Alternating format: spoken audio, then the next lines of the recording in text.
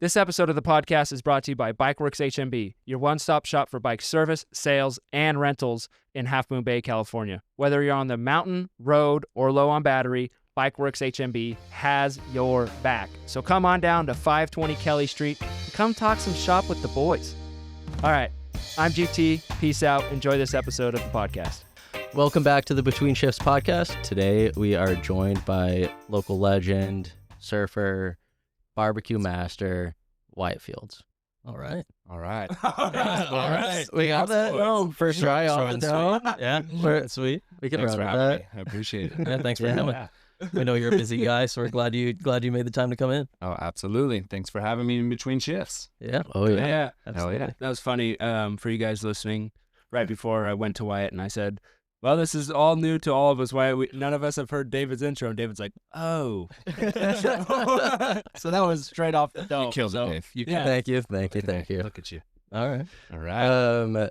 Yeah, we're starting off real easy. All right. What brought your family to the coast side? What brought my family to the coast side? I think my mom and dad were Peninsula. My dad was, sorry, can you hear me? My dad was San Carlos and my mom was Fremont. And then they somehow, long story short, ended up over here in Montera. And my dad was construction and my mom, kind of followed him over here. And that was like back in the day when houses were literally like $5. Yeah. But so that's what brought him over here. And he did like kind of construction Okay. back in like late 80s, early 90s. What? Where in Montera? Right up from the llama farm. Just Oh, off Franklin. sick. Yeah. Sick. So when I was like born to around second grade, I think we moved in like third grade. But Okay. it was a really freaking awesome little spot to grow up just because it was safe. The school was right there, Fairlawn View. I would literally like ride my little BMX down the hill to the elementary school. Go see Chris at the dirt jumps. Yeah, man. And then it was just, there was like jump tracks everywhere and stuff. It was kind of wild just being like, looking back on that and then just like how cool like that little neighborhood was, still is, but it's just, it was, we were lucky to be there.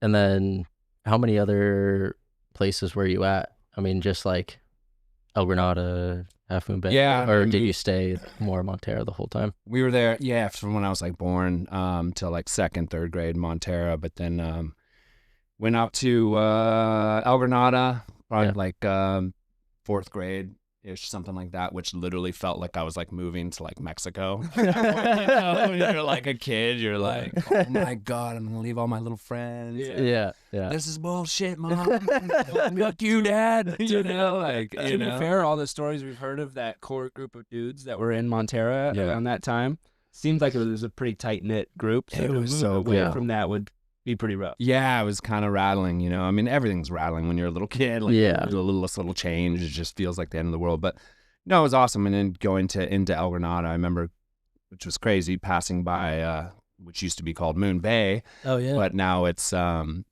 Breakwater Barbecue now. Yep. But there was a huge skate park there. It was like a DIY skate park. And I remember passing by when we were like moving our like, our clothes and all of our stuff down there. And I'd be like, holy shit, look at all those ramps. Look at all that stuff down there. And they're like, oh, don't worry, we're going to be moving here. This is, look at what you get to go do. And I was just like so fired up on that, like getting to be able to go skate that. And it was so funny because right when we moved to El Granada, it got shut down. I was like, damn it. But anyway. Well, you got all So those it's cool, you got all those super cool throwback photos. I don't know who it is. I want to say it was like Eric Bentham of him hitting the ramp in your now parking lot restaurant, which is super cool. Yeah, those are handed down by Kurt from Power Lines.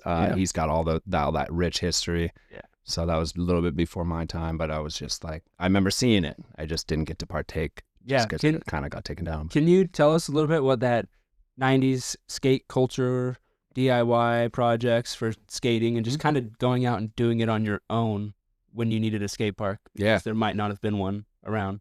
Yeah. No, I mean, you just kind of saw a lot of, there was like, in Montera, you would see a lot of like BMX stuff, DIY stuff, like little like I don't know, pump tracks, you know, berms, doubles, tabletops. There was a really big one down up by right before Montera Mountain by like Cedar Street up there and stuff, which was kind of like really fun. And then there was ramps like stashed in the trees. There was one big ramp stashed behind Fairlawn View, and there was another one above Fairlawn View. If I don't remember. And then there was like Moss Beach had a bunch down there by the ruins, like which was like later. Spotty. Yeah, you know, when you guys were skating and stuff. But and then El Granada had like a whole field of like, it was just freaking wild. Sounds epic. Well, it was like a lot more creative. There's some photos from like late 90s, early 2000s of those jumps that were at Spotty, like at the ruins. And they were so sick. And I remember stumbling upon them because we were skating Spotty all the time. Yeah. And it was after Spotty got torn out. The DIY skate park got destroyed. And we were just kind of like sulking around, walking around the property. And then I just saw like, wait, there's a mound. There's a mound. There's another mound and a mound behind it. And it's still there, you're saying? Well, it was there. I fixed it up. God, that was probably like 2015, 16, I like fixed up like the 4-pack of jumps, and then I don't know, eventually I would ride it every once in a while, and then eventually all the Groms from the area, you know, they took it over, especially during COVID. Like all the Groms fucking like restored them again. They were hitting them like crazy, and then they bulldozed them. So crazy. And it was wild too, because you would see it like it would extend down into more into town. So it would go into like by Venice, in between Venice and Kehoe, that little field there, they had like a cool little track in there that was pretty cool. And I remember like you would visit your friends down, you know, because we didn't drive and stuff. So you would have like, you know, your mom bring you down to different spots or whatever. And you visit your friends and they would take you to their little tracks down there, right? Yeah, their little DIYs. And you're like, whoa. And then Clipper Ridge had actually the sickest one behind Clipper Ridge. It was like we would meet up there after elementary school every day, literally like, and just go race and heckle our friends. And fuck, so much shit went down over there that was just like so classic. But it was just killer to have all those little spots that were just like made the coast side rich, and kind of like how we grew up in surf, skate, BMX. BMX was freaking huge back in the day. Like that was like a big deal. Like not so much mountain biking, but a lot of BMX. I remember racing BMX when I was a kid. It's like that early crossover of like before mountain bike got more BMX, right? You know, totally. No, it was just freaking pretty cool. Yeah, it's pretty cool to see that. It's pretty cool to think about that type of creativity that it takes to do a DIY spot. Yeah. And now it's kind of coming back around. Like it feels like we're going full circle. It was kind of around when we were little, like dirt jump wise. Like I was building a lot of dirt jumps, but I wasn't best skater, so I didn't do many. Like I spent a lot of time at Spotty with hanging out with friends. Yeah. But it's cool to see this type of creativity come back to the coast side. Like all the Groms now are building bike jumps, or I don't know if there's any good skate spots being built right now, but not really. Seems like that. Spotty has a couple, because there's a bunch of different of the old school foundations around there, all the ruins, and there's been some efforts on some of them. I feel like there's one kid that was putting in a lot of work, but he was just getting heckled by Karens. Yeah, all day long. So like the permit patty thing kind of hit hit like a freaking crescenzo. You know, and then when that kind of went down, people kind of got scared off, and it's a bummer that places like Spotty and for you guys, and now Moss Beach, which was the ruins, got kind of like, you know, and it wasn't necessarily the skaters, and usually never really is. It's kind of like the people in the RVs that kind of cruise up and kind of ruin it for like the actual true skaters that are there to skate and kind of there to create the spot and stuff like that and make it cool. And the amount of time, the trash, and that's what kills it. It's the trash and the pollution. It's the trash. It's the amount of times that we pulled up and we're like, oh, somebody dumped another truckload of just random shit. Yeah, like a refrigerator, or like a fucking, you know, like a freaking carburetor. Yeah, no, it's like that's the problem. But you know, it's always like really cool idea. So hopefully the kids still just want to keep that spirit and keep doing it. You know? Because it's awesome. What got me into it especially was like we would show up there, and then there's the main guy that was building the Spotty DIY at the time, Aaron. He's an SF local. And he would like, we would just kind of like show up and we see this white van and we see this guy just like alone with his friend, like smoking a joint. We're like, oh, what? And then we Just like, a bunch of sacks of concrete. yeah. And we're like, burying bodies over Yeah. here. What the hell's going What on? a lunatic, dude. Shit. but we're like 13. And so we see that and we're like starting to like back away. And he's like, hey, what are you guys doing? And, you know, we're all holding skateboards. And he goes like, come here, give me a hand. And That's awesome. then next thing you know, it's like we're mixing concrete with him. And That's he's so like, cool. he's showing us like, this is how much water you mix with it. And That's like, rad, man. And That's then what it's we're all like, about, we're like too. building forms with him, and he's like, go grab all of that crushed concrete over there and throw it into this area. And then Nice. he would just use us for manual labor, and we would go there often enough because we all lived in Moss Beach, Yeah. so that we ran into him quite a bit there. And I mean, that was awesome. Cool experience, but insanely sad that it was like, by the time that we were like really putting effort in and like we felt like we were part of it, it Right. was like Done. it immediately got taken down. That's always how that kind of stuff Yeah. is. You just like Yeah. try not to get too heartbroken because it could happen at any day, you know? Yeah. And I still got my chunk of spotty concrete that I took. Like yeah. my dad was taking my buddies and I to the Pacifica skate park, Remember and we being- all stopped by Yeah. because we knew that they were demoing it. And we like just flagged down the guy in the excavator with the smashing bit, and yeah, just Oh yeah. ran in there, grabbed our chunks, Fuck yeah. left. Sick. Once again, David's still a big rock guy. Yeah. Love that. Kind of jumping off of that, and we don't have to get into it too much if it's, Yeah. but we want to, while you're still in the formative life Sure. talk here. Your parents split up at a young age. Yeah. Did you have a father figure to still look up to at that time when you were in your formative years? You know, it's just always just, you know, around the 6th grade mark is when they split.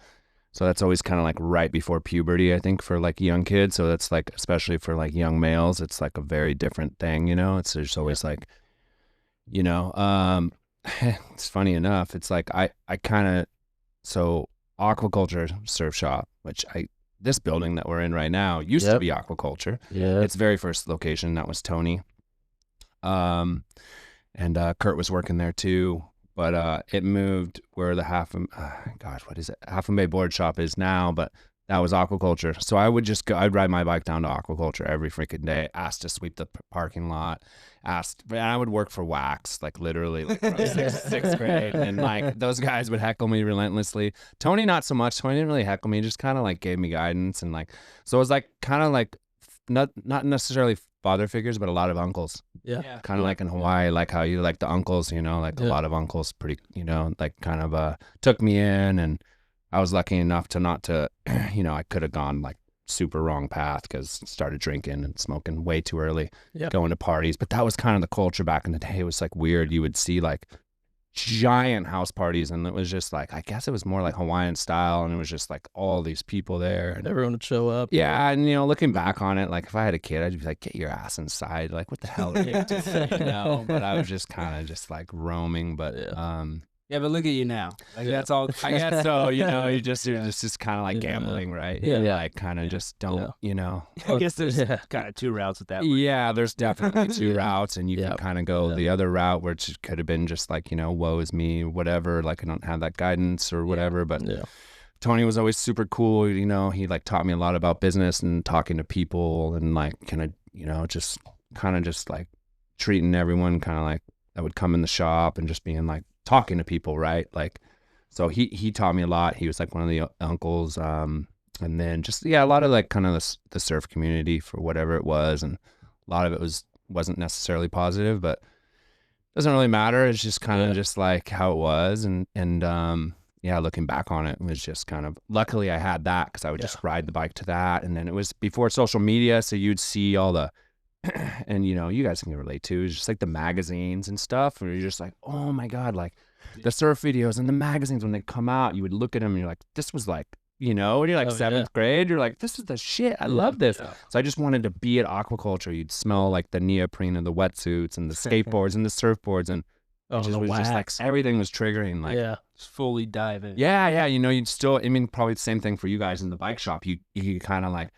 you're removed from it, you can kind of smell like, you know, the rubber and the tires and all that type of shit. And it's just something that like your senses kind of go nuts and you're just like, wow, this place is so fucking awesome. You know? Yeah. So it was cool to have that. And yeah, I would just surf, and just luckily I got into surfing and got really like kind of obsessed with it with a crew of my friends around the sixth grade mark. And that was right around the time that they split up. You know, he was still around, but it was just like more on like a very, very like kind of just like way limited thing. And kind of dealing with his own problem. Yeah. I know he had his demons, and which, you know, it's unfortunate, but that's just kind of the way things happen. Yeah. And yeah. So that's when you started surfing more, is around that same. Yeah. I think like the first time I ever had a surfboard was a local shaper here. His name is Steve Iverson. He's a freaking super awesome guy. I'm sure Gav knows him. Still got it. Yeah. Dad's old Ivy. Yeah. He gave me my first board in third grade, and it had one center fin and one left fin, but no right fin. So I'm like, hey, isn't this gonna matter? And he's like, not for you. And then like looking back on it, it was so true. It was just like some kook, just, you know, I still am a kook, but going straight on like the whitewash. And anyway, like it was so funny because like I remember like I went out and the board hit me in my freaking like right above my eye and my eyebrow, and I ended up going to the emergency room and shit. And I was like, and then I didn't try surfing again until sixth grade. Okay. That was like I was like kind of swore it off and jump back on the sponge or whatever. And Yeah. our sister was surfing though. She had like this ivy, and I was just eyeing it, and it was just like, oh my God, I got it. She's like, you cannot borrow it. Don't even touch that. She's older, 4 years older. Don't even like, fuck you. I want the board. And I was just like stuck on the sponge, and it was just like, anyway, I like finally like got my hands on that board, and that was it. And, you know, surfing with the friends. But yeah, When it's cool. when did you start progressing your surf game? Because I know you've surfed Mavericks. Yeah. I don't know, probably quite a few times you rip on a surfboard. Oh, thank you. But when did that all start to come into play? Like, when did you start up in that? Well, I think it was just like in middle school, we were all just kind of going and just meeting at the jetty and whatever. And it was funny. I'd ride my we all like somehow found these 10 speeds in the bushes, like these like 10 speeds, like literally like road bikes, but they get you from point A to point B so freaking fast. And we would I lived in Moss Beach. All my friends lived in El Granada. So I'd, get off the bus, hit the 10 speed, and I have a little rack on it, and I would fucking fly to the jetty like so fast. On airport? Yeah, on airport. Yeah, because it was always a north wind, like wind to the back thing. Yeah. And I like was timing myself, and I was just like, it was so funny. But, it was just a crew of kids, and we were all kind of like, really just kind of pushing each other, heckling each other, whatever as you do when you're a kid. But it wasn't until like high school or whatever, and I just started doing like fun little competitions in Santa Cruz and competing against those guys and stuff. And that was where, but I was full on into, Pee-wee football. I played like 5 years of football, and I thought I was going to be going into that, but freshman year happened, and I was so into surfing. And I was getting heckled a lot by the coaches for surfing, and I had one really bad coach in football, kind of like gave me a bad taste in my mouth. So I just said, like, you know what? Fuck this. I'm getting heckled. You guys are like freaking making fun of me for surfing. I'm having more fun surfing, then I'm just going to fucking surf. Goodbye. Yeah. And so I, whatever. Yeah, it was just, and then it was just like, from 9th to whatever, 12th grade, just surfing and skateboarding when the surf sucked. Yeah. That's actually cool, because there's no way I could I would just stick it out. So that says something your character too, to be able to just be like, no, fuck you guys. I love basketball. I still love all that stuff, but it was just kind of just like, I don't know, it was weird. It was like I played so much in like middle school that it was like by the time I was in high school, it was just like, I'm over it. I don't know. I was burned out by high school on football. That's fair. That hit me in college. Like as soon as football took me away from my childhood friends, like as soon as I wasn't playing with Aaron, Chase, Zach, Jake, all these dudes that I've been playing with since I was 6 years old, 7 years old, whenever the hell you start. Sure. I was like, this is not the same. There's so much more politics involved in college football. Weird. Yeah. One bad coach can kind of like turn, but for the most part, I had really good coaches. But it was just, I don't know, I just was really enjoying being at the beach and going to the little competitions that were really fun and stuff like that. That was cool. Oh yeah. Well, we're gonna make a bit of a transition just time. Because you had mentioned that you started your very first, I don't know if it was your first job, but you started mowing lawns when you were 7. And and I think that's just a good it's a good telltale sign as to where you are in life now, like with running your own business. Yeah. So I was wondering if you could just tell us anything you remember about that experience and what that was like going out on the limb at 7 years old and starting to mow lawns.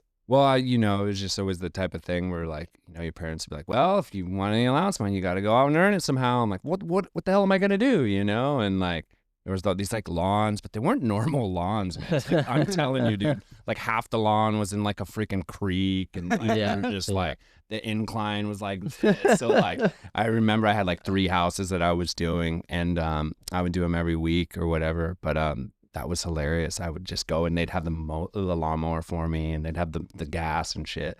So I would hit the 3 lawns, and that's how I'd get my little like allowance things. I don't even know what I did with Did you go door to door to meet these people? Kind of, yeah. They're more like they were more like neighbors, you know. Yeah. Just like, you know, people from the community that probably like my parents were like, okay, go to that house. These people aren't creepy, you know, like. Yeah. Well, most of the roads back then were probably dirt, and there's no sidewalks in Ontario even now, right? So it's all the lots are weird.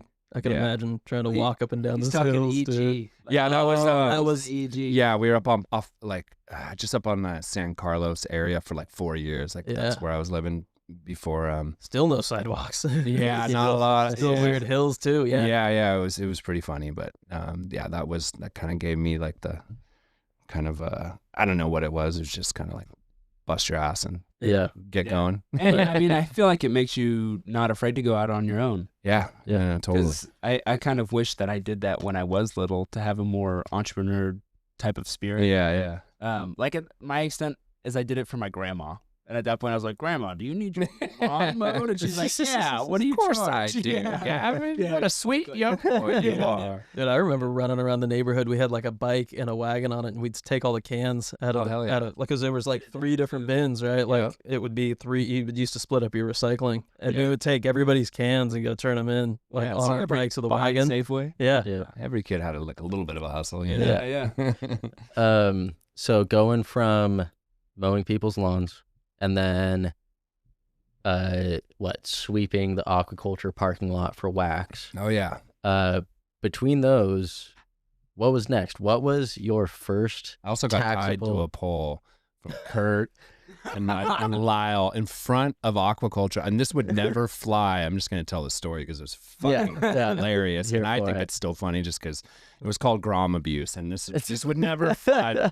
It was like all the surf shop kids would like just like hang out, and like all the elders would just like pin them down and just like tie them up, and just anyway, there was like a pole out in front of aquaculture, and I got duct taped to the pole for like a solid 10 minutes, and everyone on the highway was just honking and laughing. I was just like, get me down from here. Anyway, it was just like light hazing. Yeah, it was a total hazing, but it was fucking hilarious.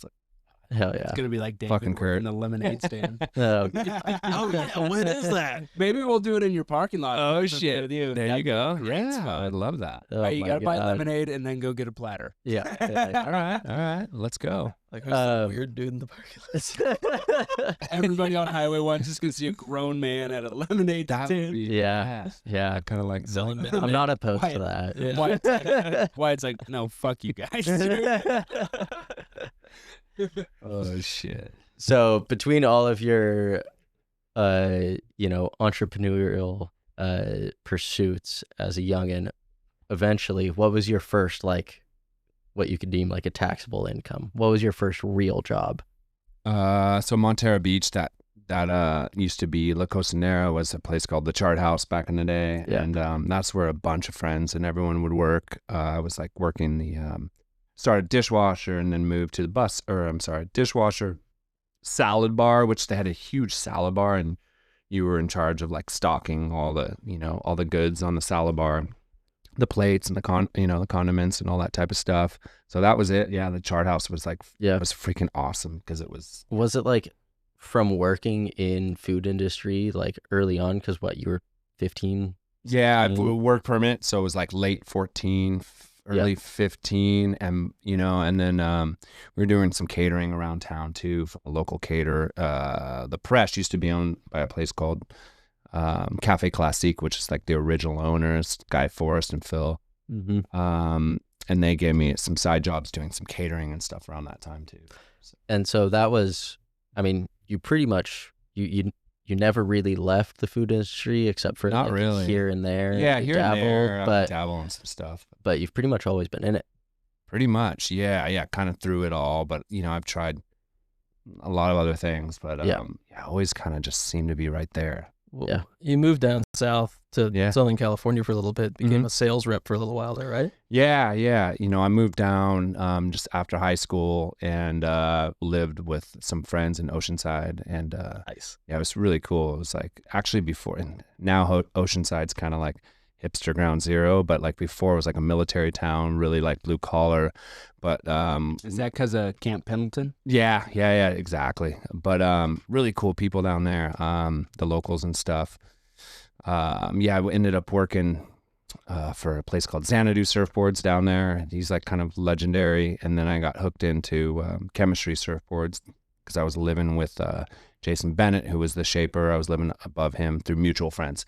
So working down there, doing the surf industry thing, and just kind of thought that might be my path back in the day. And then just kind of realized I didn't love it down did there. that kind of solidify, well, maybe not just maybe being down there, but did that solidify the fact that you did want to work in the service industry after doing that kind of? Yeah, well, I was even working in the service industry down there too. So I was doing the day thing with surf rep thing, and then I was also working in Del Mar, which is kind of more like upscale. You Yeah. have a lot of the upscale restaurants, and there was like the racetrack down there, and that was one of the first jobs, which is super fun. It was like you'd go and like I would bust tables for the luxury boxes in the racetracks. Yeah. So there people betting on the horses and stuff like that, and that was really cool. You meet any cool people doing that? Yeah, it was wild. That was freaking crazy. It was so funny because you had those like, it's like these little things that looked like kind of things you put in parking lot meters, right? Yeah, That would like, and it was so funny because some of the older servers would keep those things, and at the end of the night they would put them through the thing, and like lo and behold, there was like a few times that they would like hit like because people just throw them on The the lost stubs. yeah, the lost stubs, and they would Yeah. like get payouts from them. So it was so funny. But You ever strike it rich? no, I fucking didn't. Oh no, we were just like these server. It was like the fancy word for calling a busser was a server assistant. We were just Yeah. like, Server assistant. yeah, but we were stoked. We were just kind of So, like down there. Did you do the because you organized the Pacifica versus Half Moon Bay Yeah. surf event? Was that when you were still living down south, or had you moved back at that point? No, I moved back at that point. Nice. Yeah, that was a little bit shortly after that. Yeah, that's a classic in what is that? That's Under the Radar. Yeah, that was under the radar. Yeah, that was fun. There was like a format called The Game, which was kind of like it was based off like a basketball thing where you would kind of sub people in, sub people out, and there would be different players in each community, right? So like Yeah. Pacifica would choose like whatever 12 of their like, the people that they wanted to compete in that, and then we would choose 12 of the guys that we wanted to compete. Yeah. And we were all friends anyway from doing the Uncle Dick's contest, which was an old school contest they put at Rockaway every year. Okay. At first when we were all little kids, we're like, these guys from Pacifica or whatever. But then you start to get to know everybody, and it was just like every year we would all meet up and do it, and it was just super Knicks? fun. No, it was actually at the, it was funny. It was at the, it was like the Pedro Point, like Roadhouse, not Roadhouse, Oh, is that Firehouse. Sorry. Firehouse. Yeah. Yeah, Okay. the Firehouse. So then we did like a trial run of that, and that was super fun. That was just like It's one of my favorite. really fun. From Kurt Myers. I don't know Yeah. if you guys are listening. You're like, who? What the fuck are they talking about? Powerlines Productions. Kurt Myers came out with the movie when we were Mhm. little. I was probably 6. What was that? 2006, 2007. Somewhere in there. Which movie? Under the Radar. Yeah, so that was me, Kurt from Power Lines, and Brian McDivitt. We all Yeah. kind of collaborated on. Oh shit! I Yeah, didn't know that you was were fun. involved with that. That's yeah, really cool. well, those guys did most of the editing and all the other stuff, but I kind of helped pick the music and That's it was funny. We would all hang out, kind of like what we're doing right here, Yeah. and then like we'd play the footage, and then like we'd pick music for it. It was so fun. I did a few projects with Kurt, That's really cool. and that was just like it was a lot of fun. So what did you do? You did Under the Radar. Did you Yeah. do Aquaholics as well? No, I did Mini Aquaholics, which is Mini kind of like Aquaholics, this Okay. really cool like 11-minute thing. That It's was on like, YouTube. Yeah, like check it out. picked Yeah, up the and then Secrets of the Sand was before that, which I think maybe only one person has a copy of it. So weird. It seems like a dinosaur thing, right? I was gonna say I've never heard. You talked about That's that earlier. fucking sick. We premiered it at the brewery actually, and then we had like, it was so funny because it was like frigid. It was like one of those like right now it was just like north winds, like freaking like, and it was so funny because like, but we had a lot of people out there and we premiered that movie over there, and that was really fun. Yeah, it was just friends and everybody.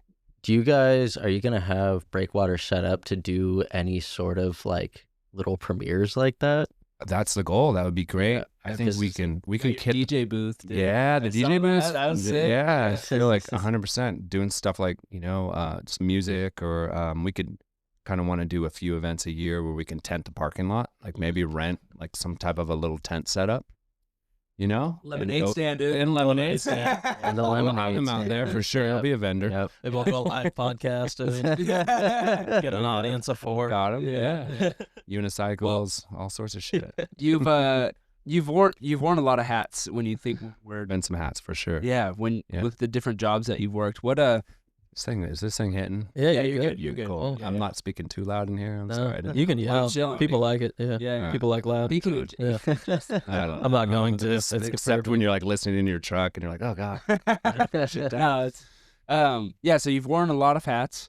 You know, when you look back on the jobs that you have worked, you've worked from, I think you mentioned you were a crab fisherman at some point. Just for a season. Were you with Fitzy? Yeah, I worked with Fitzy. That guy, fuck it. That was so cool. Dude's an animal. I mean, the only reason why I had that job was just because I had sea legs and I didn't puke at all. Like I just have natural sea legs, I guess. And I knew fucking nothing about what they were doing at all.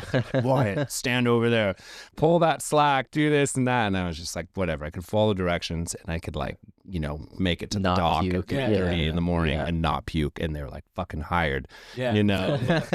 Yeah, no, that was like freaking, honestly, like it's the type of thing where like, they had a bait chopper now, which is like a mechanical bait chopper. Yeah. But before we just had these poles where we just get up at like 3:30 in the morning, fucking chop the fucking sardines and the squid and make like this mix for the crab and shit. Yeah. And it was just like so humbling and like just so, it was just like gnarly. Like how long would you go out for?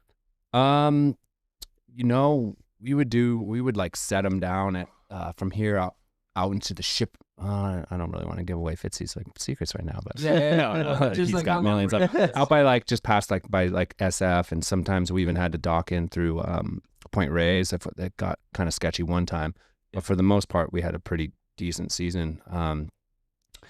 But I'm sorry, what would you how long would you be out on the ship itself?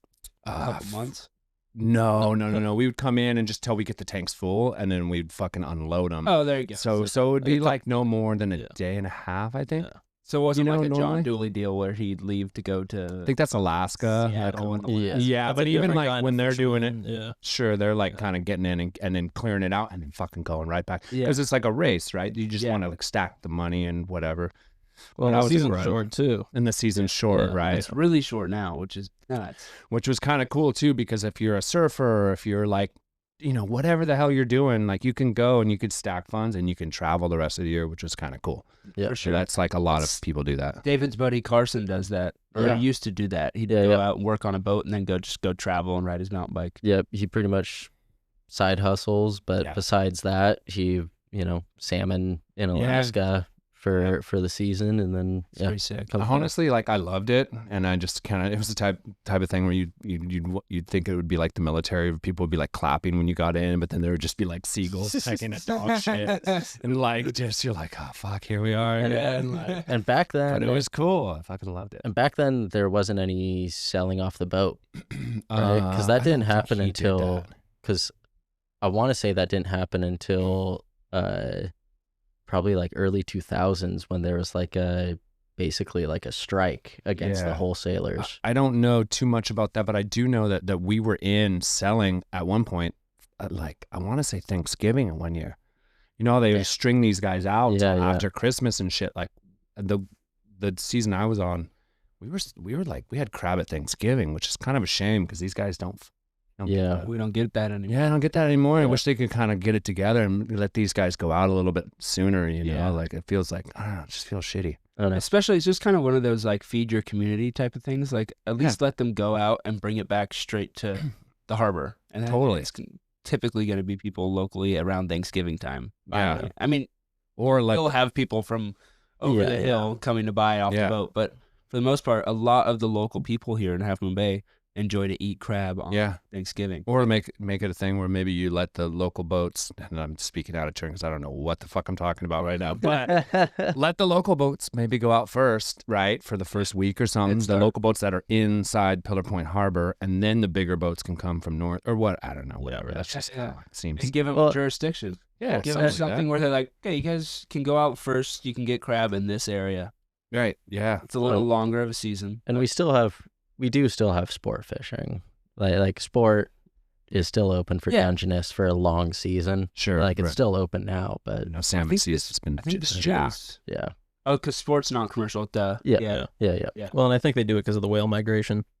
Sure. I think that's the reason why they don't let them go out early enough. It's because the whales are trying to eat the fish, the crab pot line. Yeah. Well, that's the reason. Back to the question. Back to the time. Sidetracks. Sorry. But that's how these podcasts go. Yeah, exactly. Just ramble on. We love it. Long story short, you've worn a lot of hats in your jobs or careers. But what can you remember that ultimately taught you the most about the service industry and people? Just working with people, and whether it be a restaurant, which you have now, or just any other form of the service industry. The most about people. Yeah, I mean, the service industry, you just learn so much about people in general. It's just like, it's crazy, for better and for worse. But like, I guess like if one particular place would be, gosh, I guess early on in the catering days, we'd see kind of like, it was like the early years of seeing kind of how things go. And that was with Forrest and Phil from Cafe Classique, who did their catering company was called New Classic Catering. And we go down to Martin's Beach, and they'd set up big ass grills and shit down there. Oh, that sounds. It was sick, cool. And that's how I got really stoked on outdoor cooking, because they were setting up Big John grills, and I would just be like, whoa, and they'd set it all up, do grilled chicken, and like everyone would be like, oh my god, this is so great, this is fucking awesome, man. Especially at Martin's Beach. Yeah, and at Martin's Beach, like right on the water, you got all these grills going, there's smoke, and like it just seemed so, less pretentious than kind of going into like a, stuffy, penguin suit look, hello. What did I get you tonight? Which, I mean, it's kind of cool every now and again when you're ready to, want to go out and like, wear something nice or whatever and do that. That's cool. But like the beach thing that they were doing was really cool. So I got to like kind of learn more about like interacting with people a lot sooner. But then honestly, Tony from Aquaculture taught me a lot about interacting with people early on. Just like, don't be scared of people, they're just people. Yeah, I remember him saying that a lot, and that was like, go hard and take chances. Yeah, they're just people. They're just people. Like, just talk to them. They're just people. And I was just like, you're right. What's the worst they can do? Say no. So, it was totally, I mean, but he's right. Yeah, hitting back on Tony with aquaculture, I mean, were you frequenting this location? Not too much. I was like a little bit young, and then they had the skateboard. I got a skate, I think, from here. I think I got a Jeff Grosso out of skate here. But no, I was more like when they moved to the spot in by in Miramar, the barn. Yeah. That one. Half a board shop. Yeah, for sure. Darren Bingham's place now, right? Yeah. So I was more like over there riding my bike and helping them out. So you interned with the butcher that ultimately moved to San Francisco, but they were originally in the location where Spangler's is now in El Granada. Yeah. Is that what started your, I guess you could call it your barbecue obsession? And what do you carry over from that job that translates into what you're doing today? Yeah, no. Mike was, he's the original owner of El Granada Market, and him and I think his dad. And there was a OG butchery over there, and then he split off and went to San Francisco, and now it's called Pacific Coast Meats. But he still lives in El Granada. Super cool guy. When I was looking to go to culinary school, which I didn't have the money to do at that time, I ended up out of the recommendation of some chefs around, Lewis from Sam's being one of them, and a couple other people. They're like, yeah, just go intern, whatever. You're going to learn a lot. So he brought me on at the butchery, and it was just crazy because there was briskets, and he would flow me briskets and stuff at free even sometimes. And and I was living in the Sunset in San Francisco, and I would just go barbecue them up, with my friends and stuff like that. And I would just practice. So I got like a ton of reps just from like working at the butchery because of the product deals I was getting, because it's expensive. yeah. I wouldn't necessarily be able to afford to just go out and just buy briskets every week, Probably but, making a lot of friends too. yeah, it was funny. Yeah. But no, it was just like, I was also going to school up in Berkeley, doing some cooking courses in between. At Cal? No, I was going to a small cooking school up there in Berkeley, in between bartending, paying my rent, and I would go on the weekends and I would do cooking, just like general course for like half a year. And then I would also, like, there was like a barbecue class, like some old guy from Kansas City did. It was like a brisket class. Half of it was at his house in Berkeley, and then the other half was in the classroom. But That's cool. I was like, whoa, this fucking brisket, this is so cool. Like, and I just loved it. I don't know what it's just the smoke and all that type of, and it was different. Yeah. And it was like, and I like things that are a little bit different. So that was like something that was Has that unique, guy, the teacher of that class, has he come to your restaurant? No, Mike C. I don't know. I haven't really seen him. He was like this eccentric dude, like kind of had like the Guy Fieri vibe where he had like spiky hair and shit. And he was like really eccentric and funny and kind of bubbly, and like, he would just teach you, boom, boom, boom technique and like, that type of stuff. But it was affordable, and that was the big thing, because the bigger schools were like $50,000 back then. Nuts. And those schools got sued like back in the day because they were promising people, oh, you're gonna make all this money.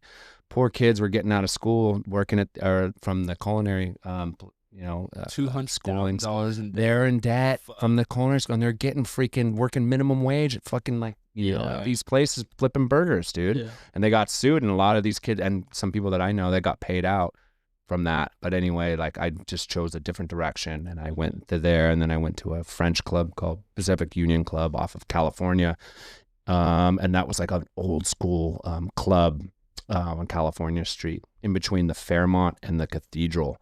It was like we would feed, and it was a seasonal job, but it was a French chef, this big French chef who'd yell at you and fucking just cook you behind the line, dude. Just like, Wyatt, I'm gonna tear you off that line. You fucking hurry up, Wyatt. If I could get off there, you're done. Get off the line, Wyatt. You're too slow. And like for me, it was cool. I kind of liked it just because like I'm okay with that. Like I don't, I don't really like, it doesn't bug me too much. But like other people were like really rattled by like that style. But I learned a lot, and I did that for 2 seasons. Then did the butchery, and then was doing the schooling. I was kind of trying to take on as much as I could. Yeah. Also while bartending to pay my rent up in the Sunset. But so was that all? Were you getting flowed briskets? As you put it, during the time you were taking like the brisket, like the barbecue classes. Yeah, Mike was freaking awesome. Mike and Ray up there at Pacific Coast, they did a lot for me, and they taught me just basics of cutting. Breaking down chickens, portioning, like New York's, different other types of meats and stuff like that. So, that was huge. Yeah. We wake up super early, and Jeff Downing. Yeah. Yeah. So I'd work with Jeff Downing, dude. Me and Jeff would work together back there. Yeah. He was the trainer at the high school. He was classic. Time, yeah. Me and Jeff. And it was so funny. We'd be up there at like 5 a.m. We'd just fuck with each other and shit. Like, what's up, meat man? We'd be wearing smocks and like freaking full butcher things. And like, shout out Jeff, dude. Yeah. What's up, Jeff? Kid or something like that. Oh yeah, he did. Yeah. No, he was super cool. Yeah. He's such a cool dude. That was so fun hanging out with Jeff and those guys. But learned a lot and got a shit ton of good deals on the brisket, and ended up just like really kind of keying into that. And this is just me being curious, but when it comes to like, you ever do any like full beef breakdowns, like full? Haven't done a full beef breakdown like that. They were doing primals, which is basically like getting sides in, and then like it wasn't like what you're thinking, hanging them all, like. But that's actually something that I'm more like. We did like some pig and stuff like that, but not like the full beef. Are you working with Marky Guard? No, I haven't. He does a grass-fed program. It's a little different. So if you were to like, you wouldn't even have to blindfold you. You guys would taste a grass-fed brisket as opposed to what we're using, like the Creekstone, which is used by a lot of the world famous barbecue joints out in Texas. It's just a different product. Yep. Gotcha. Grass-fed's killer. It's more like if you're like at home and stuff, and you're like want to eat something real lean and stuff like that. But for like commercial purposes. It's just like you need more marbling. Yeah, it's not fat. And Yeah. you know, and his stuff is great, but it's just like for what I'm doing, I wouldn't be able to do it. Yeah, sure. But yeah. So all that experience kind of rolled over, and you ended up starting your own place a week before the pandemic started when you opened OG Breakwater Barbecue. Yeah. Yeah.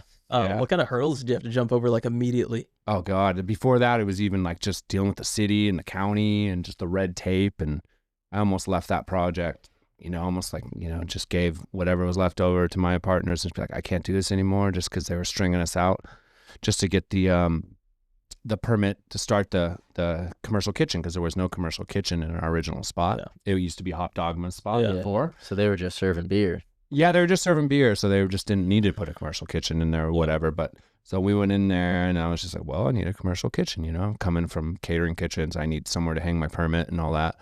So anyway, long story short, yeah, we were just freaking going back and forth with them, and right at like freaking the end of it, like end of my stress threshold, it like they finally stamped us. Nice. And then we took 3 months to build out the kitchen, and then one pop-up, family, friends, and then it was boom, shut down 2020, done. Like, just get the fuck out of here. Like, you guys take all your food to go. We spent all that money doing the place, making it nice, and wanted our friends and family to come in, drink beers, hang out, and it was just like, fucking here we go. But you know, everyone was dealing with something different in different industries, and it was just kind of like, fucking take your business plan, throw it in the fucking fire, and just figure it out. And that's what it was. Yep. But you figured it out. Yeah. Figured it out, but it wasn't just like every month. It was like constantly just like, we're going to die. We're going to die. We're going to die. We're just like looking at things. And it was just like, it was just living in a perpetual state of stress, you know, like just kind of like eats away at you. And it's just like, how much can you take kind of type of situation. So I hung in there, and we're still here, obviously. And, you know, things. Was there a time you thought about just calling it quits? Oh, fuck. Yeah. Yeah. So if you've ever seen The Bear, I'm not fucking with you, but if you've seen The Bear, like that scene where like the pots are boiling over and he's just like sitting back there, and he's just like, you know, half of his crew quit, and he's just like, it was just like that stressful all the time. Just like literally like there was one thing after the next. And if there wasn't one thing after the next, there was a piece of equipment that was breaking down, you know, or whatever. So that was just, it's part of the game, but it was like hyper loop because of COVID, right? Yeah. And I don't even blame the people that didn't want to work. If they're getting paid out, you know, servers, cooks, whatever, to not work, fucking so be it. But it was just like, I chose to start the restaurant, so I had to make it work. So I had no plan B. Predict that. Yeah, no one can predict it, but it was just the type of thing where like, if you want this business and you believe in this business, you have to cook all the fucking ribs at 5:30 in the morning, and then you got to go straight into briskets and cook until sometimes 1, 2 in the morning. I would sleep on the fucking in the smoker sometimes. My first pop-up, I slept in the smoker, did the ribs in the morning, and kept going. I would sleep on the wood, and this sounds so silly, but like I did, like I would just be taking naps and just like using my phone, just doing that really annoying, you know, that weird alarm thing. Yeah. And it would just be like, I would like check the briskets and make sure I wasn't fucking them up. And like, you know, so it was just like this intense endurance for like 2.5 years. That's so much drive. It was, well, That's just because I fucking loved it, you know, and Yeah. I actually like truly loved barbecue, and I believed in it. And, you know, and the community, luckily, you know. Yeah. Well, you said 2.5 support. years. Like, is that when you kind of felt like you got a break from? Yeah, 2023 is when I think we kind of started to get a little bit of like kind of nice recognition from the Chronicle came down, and then,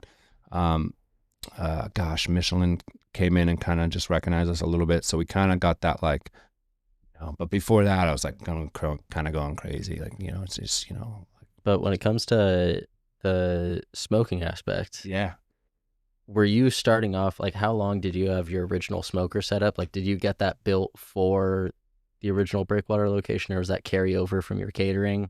No, I got it built in 2019. Around the same time we were in construction. That was the one that's on the trailer. That's in front. Yeah. Guys like Harper Pitworks, Drew, and their crew down there fashioned that thing up. And that was killer. We still have it out in the front today. But But you're not using it too much? I am, yeah. We're cooking sausage in that. So Okay. We'll do sausages. I'll do some chicken.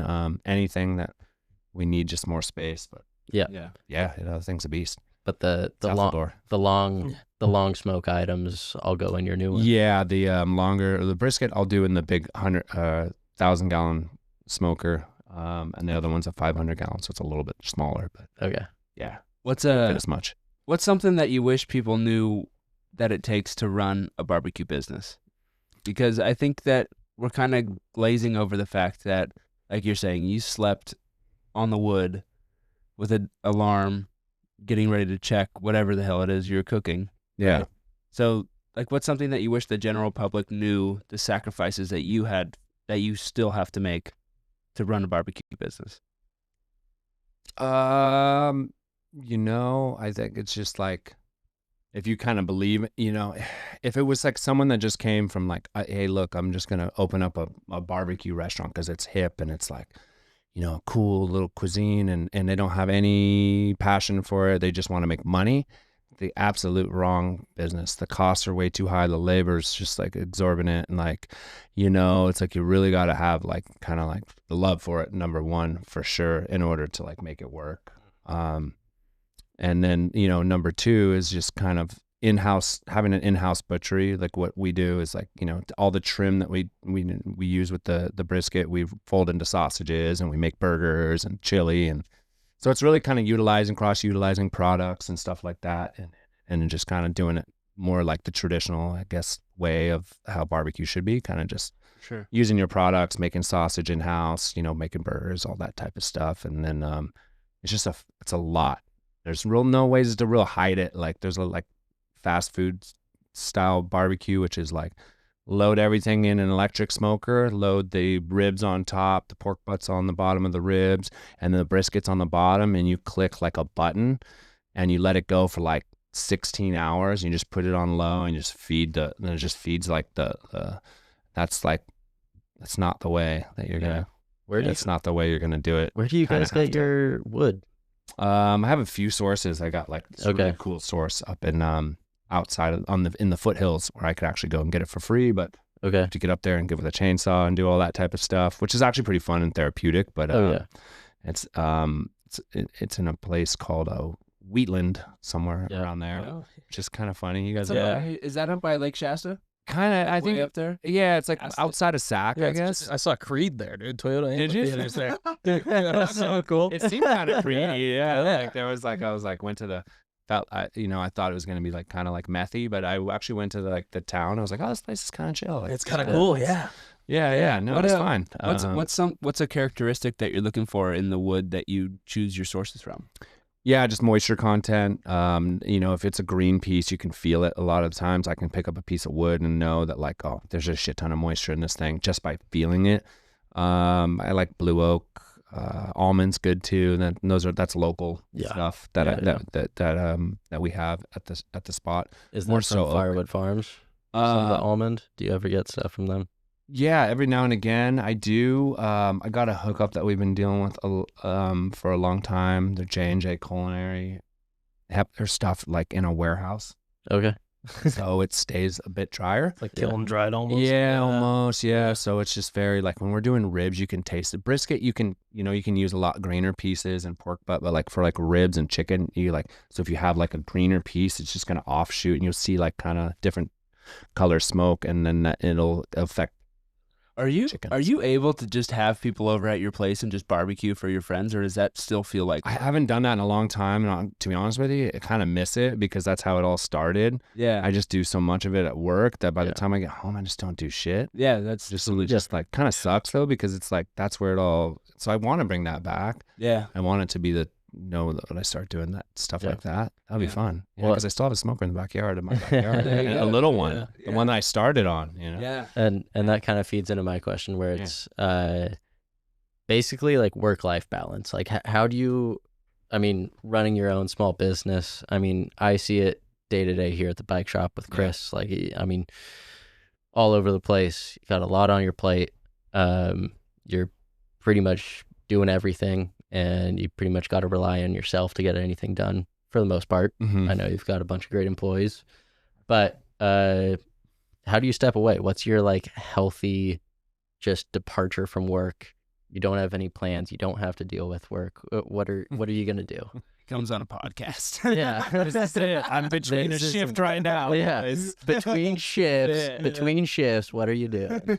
What's the music you guys have in the intro? I love that. Oh, the What reggae song. yeah, that's It's either the reggae song or Oh, it's Johnny Cash, Instagram. right? No, It's Leonard Skinner. It's a reggae song. It's On the Hunt Yeah. by Leonard Skinner. Yeah. cool.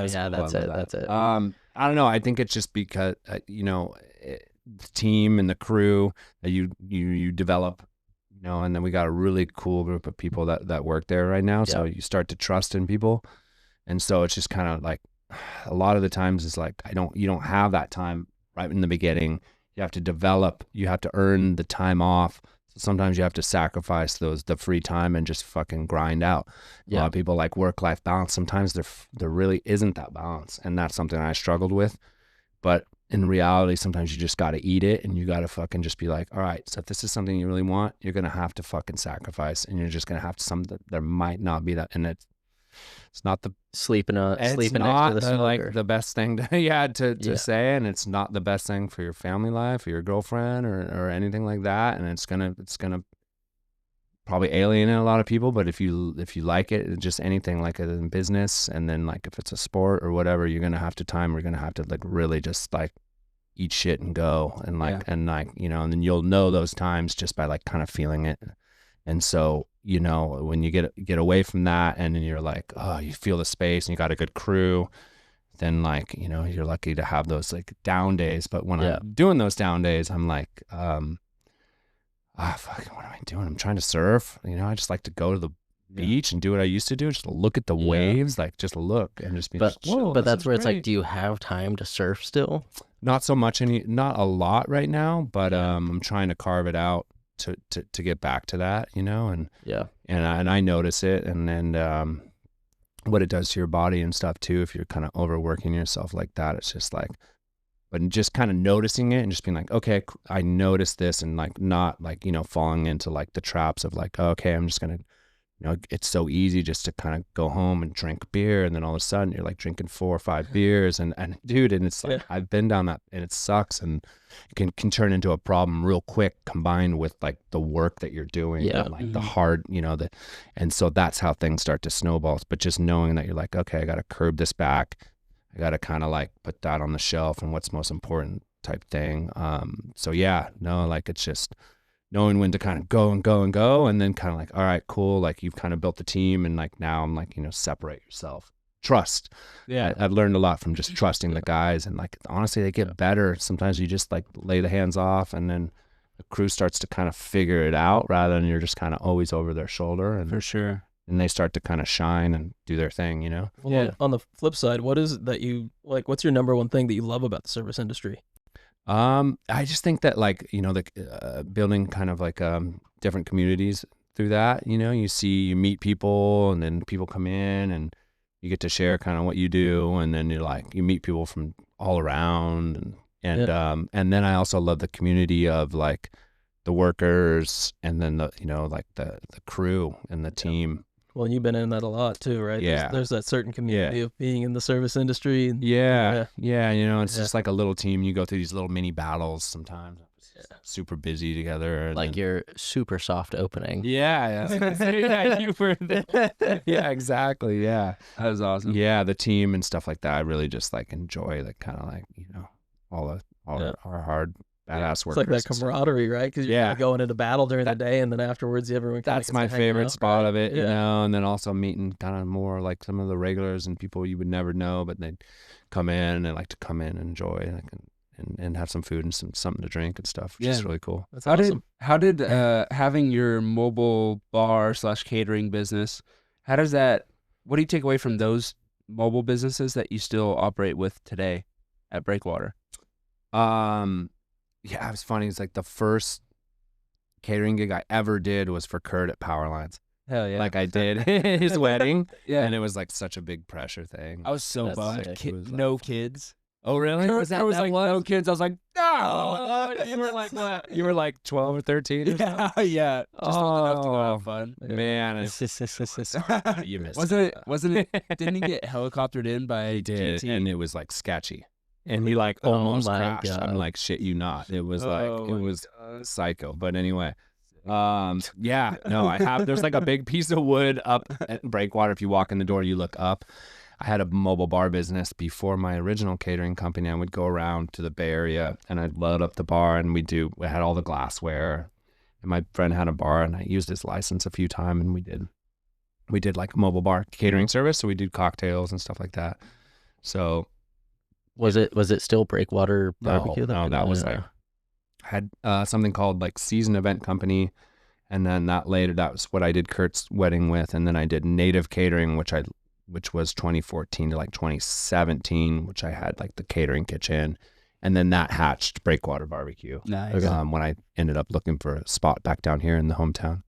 Cool. Yeah, that was more kind of where it all kind of went, but yeah. And then I think it's kind of a crazy one because, I don't know, your business feels like very grassroots and very, at home here on the coast side, but you're also in Levi's Stadium. There. Like that's fucking like that's fucking crazy. Yeah. I mean, how did that come about? Is that knowing the right person, or is that kind of just- yeah. And it was in a sense of, my friend has a place there. He has a concession stand there, and I worked with him at the. I met him at my first bartending job in San Francisco when I moved from Half Moon Bay to San Francisco, and he was the chef at that spot. Anyway, kept in touch ever since. Super nice guy, and he had a spot in Levi's, and there was a barbecue joint that was leaving. He's like, "Hey man, they're looking for somebody. Like, you want me to set up?" I'm like, "Absolutely." I had zero clue how I'd pull this off. Like zero. Just like, "Do you think you could do them all?" "Yeah, fuck yeah, I could do it." It's just like the biggest catering you're gig like- you've ever done. Like, Kurt, what are you doing, dude? Yeah, whole imposter syndrome. Just kind of like, and it was rocky at first, but then you just started to get the hang of it, and it was just like, yeah. But he hooked me into that, and that was. That's awesome. We fed them like a big tray, and they were stoked. Cool. Yeah, I just kind of went from there, and we got a really cool spot. And I just, me being a Niners fan too, it kind of was just natural. I was like, grew up with the Niners and stuff. Yeah. Is it like, I haven't been to Levi Stadium, but is it a pretty good location in terms of like Honestly, stadium wise? it's like, and I don't even really roam the whole stadium. I still get lost in there. I just really go to my concession stand, but it's a solid location. Like it's like right there. Like we have like, I don't know. We're really blessed with that location. It's freaking amazing. And is he has two spots, right? Well, Two it's like a separate double spots? concession stand. Oh, So it okay. has like 8 registers, I guess. Yeah. Jesus. So you'd like do the pull, you'd pull the thing down, and it's kind of like a warehouse, right? Where you have like pull like one side down, and and the other side comes down too. Yeah. So it's it's kind of like a double concession stand. Do you do that like a contract, like a 4-year contract? No, it's every year. They do it with Okay. everybody, Okay. which is like it's every year contract. But they're asking you back. Yeah, and it's the Super Bowl year, so come on Niners, let's go. McCaffrey to do the Super Bowl. Yeah, and that's going That's crazy. fucking insane. I know. Oh so my I'm just God. trying to like talk about work-life balance. Holy shit. Still, that's over your head already. Like, Yeah, so now I'm trying to get everyone in place so we can Yeah. yeah. pull this thing off. Do you take your normal staff? Like No, is George is showing up? No. just George has never Kurt. been. It's just only me and Kurt. That's just you and Kurt. Me and Kurt and Grant Washburn. Yeah. It's basically, there's a lot of teachers that help out. Okay. Because they're off in the summer and stuff. Yeah. And I got a really good crew down there. So it's like half of people I kind of know here, like 8 people, and then 8 people from San Jose. That's Okay. super cool. And is they're that great. and is that just like they get hired through the stadium? No, I hire them separate. Okay. Okay. Yeah. Every time I get Damn. someone So- from the so they- stadium to they- work, it's crazy. They put Doesn't that matter. all on you for hiring. Damn. Yeah. Yeah. Yeah. That's a But lot. we're lucky to have the same people kind of coming back. That's cool. And we pay them good, so they just like want to come back. Yeah. Yeah. It's like, So I didn't realize. I thought it was like, I don't know. I thought it was more like through the stadium type of thing. Well, I could lean on them a little bit more for staffing, but it's the type of situation where, like, and to put it nicely, you never know what you're going to get. Yeah. You want what you want. Yeah. So you're like, when Yeah, you yeah. know you can control those variables, it's better Yeah. than like leaving it up to somebody else. Right? For So sure. you're like, okay, I want to control that, if it's Yeah. possible. In Brian Overfelt's episode, he mentioned that you made a like a barbecue platter for Warren G. Did you get to meet him? Oh my God, no, I didn't. That was like one of my regrets. I was trying to be all like Cool. bashful, be like, oh, I don't want to, and I should have just been more like, hey, here I am. I'm the guy that made the platter or whatever, like, Yeah. no, and I just felt like it was awkward. And I'm always weird with that type of situation. I'm always just kind of like trying to, lean into more of just kind of like, let him chill out, like, Yeah. but I wish I would have. It would have been sick. Well, you ended up with some fame of your own. In 2024, you ended up being on the Michelin Guide. Yeah, 2023 was when we got that, but yeah, that was good. That was that was a huge freaking honor, but and yeah, super thankful for that. But the Texas Monthly thing that we got was like Was that the biggest one? Yeah, Daniel Vaughn is Yeah. just like the Michael Jordan of like barbecue riders. He goes around and gets there's like something called the top 50 barbecue joints in Texas. They do it every 4 years, and he's the editor for that. And so he goes around, and he's never came to California ever. Wow. So this was the first time that he came in the whole existence of it, and started ranking barbecue joints. And he came to into Breakwater, and it was just like, I was like, I couldn't fucking believe it. It was like on a foggy Thursday, and I was just like, I'm like, holy shit, that's fucking Daniel Vaughn. Give me the knife right now. Yeah, yeah. And like everyone was like, who the hell's that? It just looked like some kind of looked like a construction dude. He had like a Yeti hat, like one of the kind of like a Half and Bay guy. It could be, just typical dude. And it was just like, that is fucking Daniel Vaughn. And like, sure enough, it was him, and turned out to be killer. And yes, that's like, that was like I can die happy, knowing that like That was higher than the Michelin Guide. well, I don't want to On really your compare the list, two, but it was just like that was like freaking just so awesome to meet him, and because he's just so barbecue centric, right? Was there a spike in business after either of those? Yeah, Michelin more so for sure, just because more generalized people, but a lot of barbecue tourists came from the Texas Monthly thing, and that's what we get. That's what we got a lot at the original spot. We didn't get any foot traffic.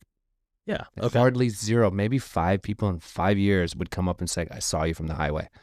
And that's like a big reason why we moved to the new location, because we were just so hidden. Like it was a cute spot, and it was nice, and it was like, but it was like we could not survive as a business being there, even with the volume we were doing. It was just like I couldn't survive there. Yeah, it had Now it's going to be visible. And it was Yeah, exactly. Yeah. It was an incubator, and it was time, so it was kind of like it was either kind of get like shit or get off the pot, Yeah. How about that spot just being an incubator for other successful businesses, totally. Hop Dogma. Yeah. Hop Dogma freaking killed it there. Your mom's house. Yeah.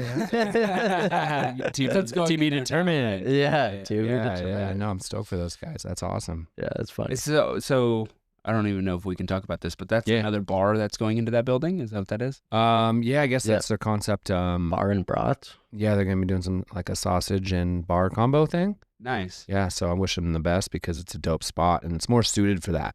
Yeah. Not so suited to like meats and like Full all that kitchen. shit. The type of stuff we do is more like we got to be seen by tourists. We got to have that volume in order to survive, Yeah. So I'm really stoked. Brats and beer is not as crazy of an overhead. No, you not can get really. away with just local crowd. You don't need like a in-house butcher. And like I don't need to sleep on the fucking, like, the wood floor at night to finish the briskets. Like it's a little bit more sustainable as a business.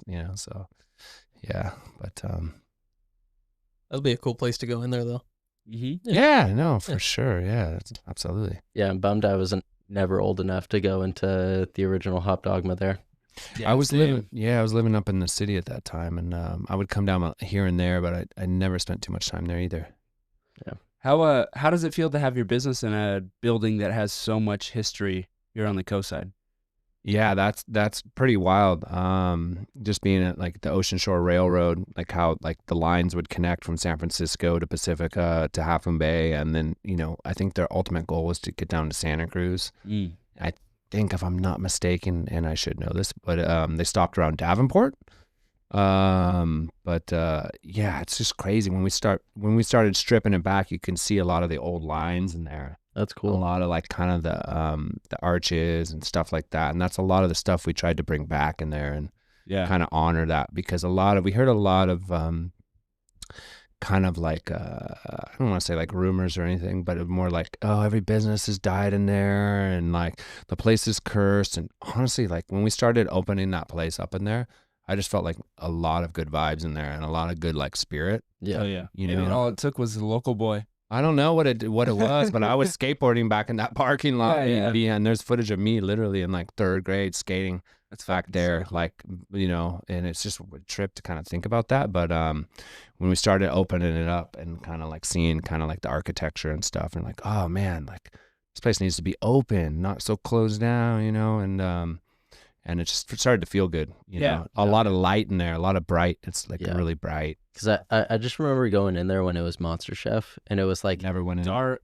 but they had it also never went in there. Yeah, but they had it so like sectioned off and just like everything like booths and all that, and it was like then when I walked in, it's completely different place. Like vibes are high, everybody's in there, everybody's hanging out. Like that's how it should be. I really enjoy how you tried. I don't know if you intentionally did this, but with the bricks that you brought back into the building, we did that. It ties into the railroad because the railroad had the brick archways out front. Yeah, all the pictures that you see. Stoked that you say that. You put that inside. Yeah, because we tried to do that. My girlfriend helped me out with that. She does interior design. And then we were kind of like waffling around, like, should we add the bricks? I'm like, fuck, we gotta add those bricks. Gotta add the bricks, man. You know, like, because we had that when you see it on the side of the wall, you see like the North Granada picture, and it kind of has like the arches and shit. Yeah. So we kind of wanted to bring a little bit of back, and we work with the Bream brothers, Casey and Brendan Bream from the Bream brothers. God, I hope I'm saying the name right. Probably not, but they kill it. And they were doing, they did the arches in the bar in the back to kind of resemble a little bit of the photo, and so subtly trying to bring back a lot of the old like architecture that they had there, the best that we could, you know what I mean? Yeah, like, with the budget that we could do, you know. To be fair, where you have the bricks now is well, I don't know about exactly, but it's where those brick archways probably would have been, because I think it's been built out a little further. Mm-hmm. Yeah, to that big sign. And below where you'd see the floor, I guess the train tracks are under there. No way. Yeah. Really? How sick would that be to expose this? Jackhammer down like 15 feet. Just fucking, we're going to find them. Put the like clear acrylic. Fill it with your epoxy. Yeah. Oh, that'd be crazy, actually. Right? Yeah. It's fucking, it's pretty wild to think about. But that's just like, and you had like there would be like the toilet flushing every now and again, and we started calling the spirit the conductor. Yeah, like that's just the conductor. Like the toilet would flush randomly, and we're like, whatever, it's all good. But we felt nothing but good vibes in there. And so, have you had anything other than the toilet flushing? Super weird. No. And honestly, I'm kind of sensitive to a little bit of that shit, and I'm kind of believe in a lot of that, the alien stuff. I love that stuff, like going down those rabbit holes. But no, man, I'm there like by myself. Like, I don't give a shit. Like, it just feels good. Feels good. Yeah, I think that whatever would be there is stoked that we're doing what we're doing. Like, kind of opened it up, and kind of that's kind of what I think in my head, at least. It's also helps me sleep at night. Oh, you know? It's also one of my favorite parking lots in the whole coast. Yeah. I don't know. That's a weird thing to say, but I love that parking lot. It's there. Yeah. I would love to one day get the money to kind of flatten it and make it more skatable. Yeah. So we can have like, so we can have once a year, have like just a fun, like a little like launch ramp thing, and kind of just have like a big barbecue. Yeah. Something fun like that. So just talking about the bar and stuff, I know right now you guys are just serving beer. Is that a liquor license thing? Are you guys planning on getting the full bar going? Yeah, we're going to reevaluate after summertime. Sick. I think it's more kind of like a money issue. It's very like expensive. I think liquor license in this county start at $100,000. So it's like, it's fucking, you know. So we're cool just doing the beer and wine thing, and honestly, it suits the barbecue really well. Yeah, for sure. And we're just getting our bearings, so like I feel like it'll go good, and then we can kind of maybe like think about that after the summer. Yeah. But what's that payoff period like for a restaurant to go and get that liquor license? That's $100,000. Is that like a 10-year payback period? No, I don't. You don't want to think about like going that long, probably, but you would hope that it would start paying itself off pretty quick, right? For sure. Yeah. That's the goal. But you never know, man. It could be like something type of like, catastrophe like around the corner. What's the next like shit we're gonna have to deal with? Yeah. Like, knock on wood, right? Now, when you pay that off, is it just that's it? Or... So you buy the license. Yeah, so the license would stay with you, and then you could sell it later. Yeah. Oh, shit. Which is that's kind of the, I guess, I don't know what to say, the cool thing about it. But but I mean that's so common. It's like somebody goes through the effort to get a liquor license, their business falls through, and then they're Right, in, and they still and then have they're, it. and then they're in the green because they can sell their liquor license. Well, yeah, we're also recouping some of the at Yeah. least kind of just like Yeah. you know, I think there's a limited amount of There liquor is. licenses, so you always have to buy it from someone Yeah, else yeah, too, sure. right? It's like So a lottery thing. availability thing, yeah. Mhm. Yeah. It's like the houseboats on Lake Shasta. Is that what it's like up there? You can't just go. build a new houseboat. You have to buy an Oh, yeah. old frame on Oh, the really? houseboat with the permit to build a new houseboat. Oh shit! Do you guys still got your houseboat? No, we sold Shit. that when I tore my ACL. Like Fact. yeah, on the market. Yeah. That's so funny. All right, so very important question, but if you could sit down or meet with anybody in the food industry, who would it be and why would it be Guy Fieri? Well, that's very like the assumption. Like the way you think. Get on my silver Arnett's. Flavor Yeah. conversation. With Yeah, Soul Passion Arnett. yeah. Get on a puka shell necklace. No, it'd be Jacques Pepin. He's a legend. He's a French OG chef. And that's someone that I've always wanted to come by the barbecue joint. But yeah.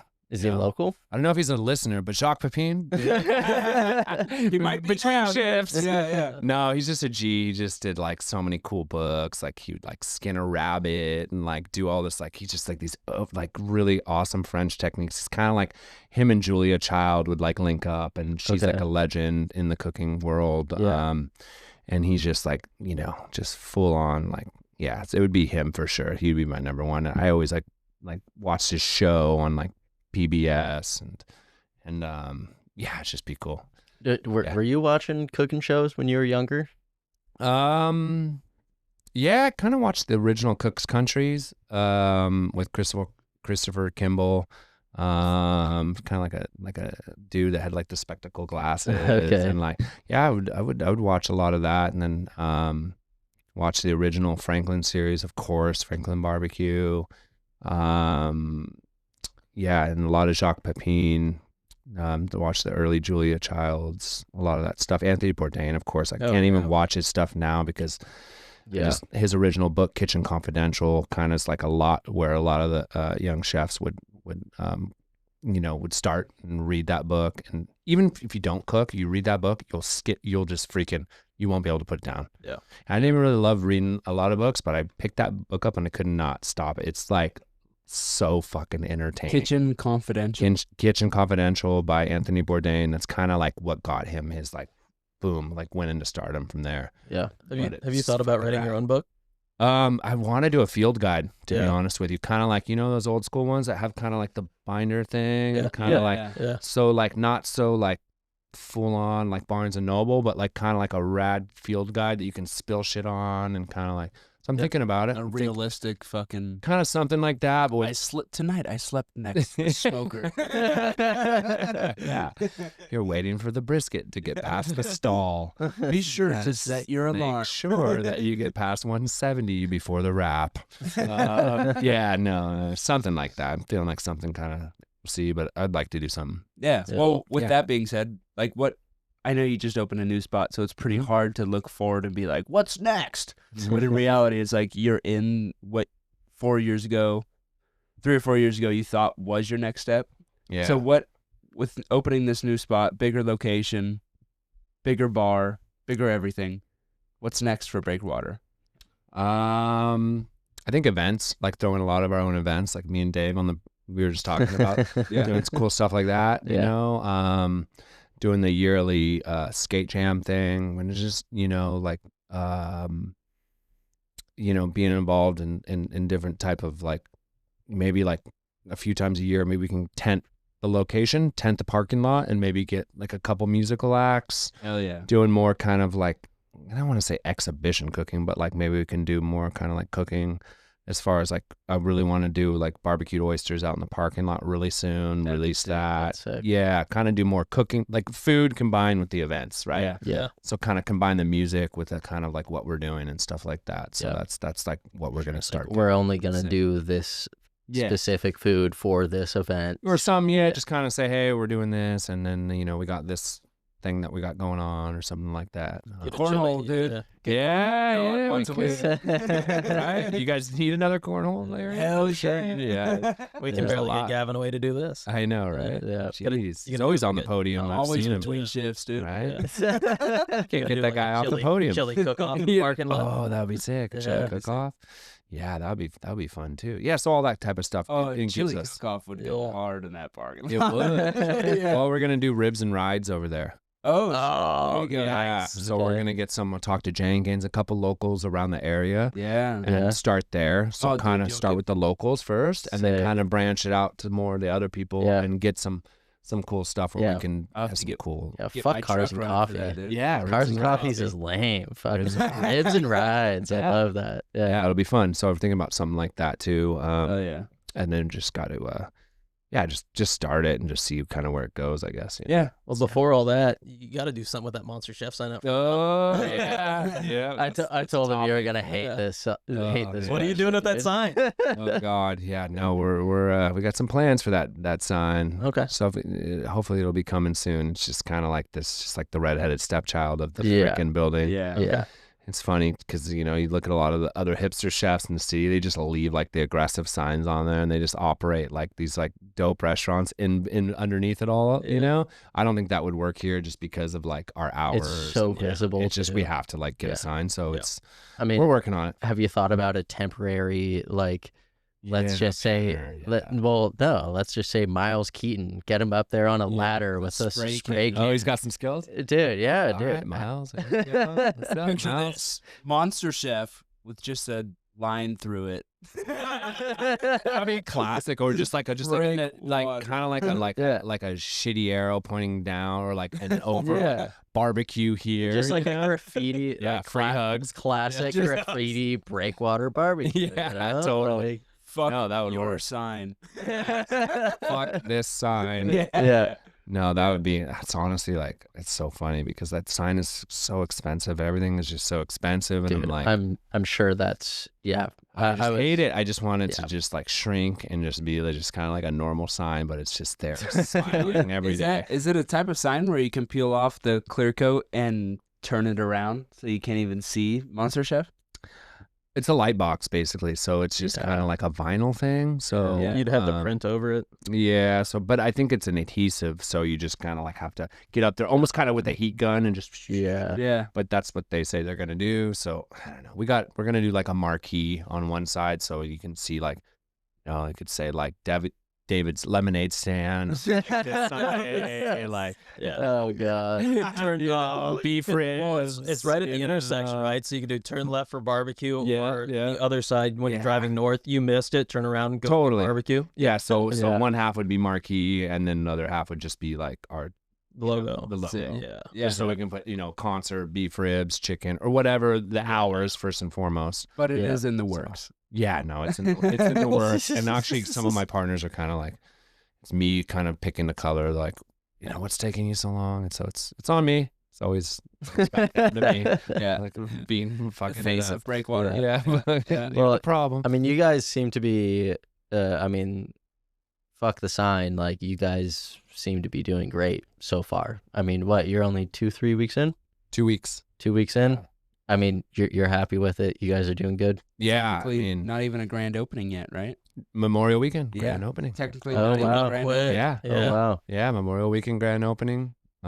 So yeah, we're just gonna try to have some music, and then hopefully on Monday, maybe catch the Whalers over at the OPL on the end of it. Yeah. So I'm looking forward to that. You are you going to the Landon McNamara show? I don't think so. I'm just kind of wrapped into this, and like Yeah. my Yeah. days of like kind of just doing all this recreation or. And are you? Since You know? Well, it's the week of the grand opening. That's rubbing it in. Yeah. sorry, I'll film it. for Film you. land. For it, like, And are you guys sticking to Thursday through Sunday? we're gonna get open 7 days a week over there. Holy. But not for the Okay. meat market. The meat Okay. market will still be open Thursday to Sunday, but we'll do all the Monday holidays. Okay. So I think you might have heard that. But yeah, the kitchen menu we're trying to get to 7 days a week. That's awesome. Yeah, for the burgers and the tacos and all that Yeah. type of shit. So And the beer. and the beer. Yeah. Yeah. And then open Friday, Saturday nights, our goal is to try out, do 9 p.m. It just feels like one of those places that like, and I was just like bummed to close like early because it was just lights out.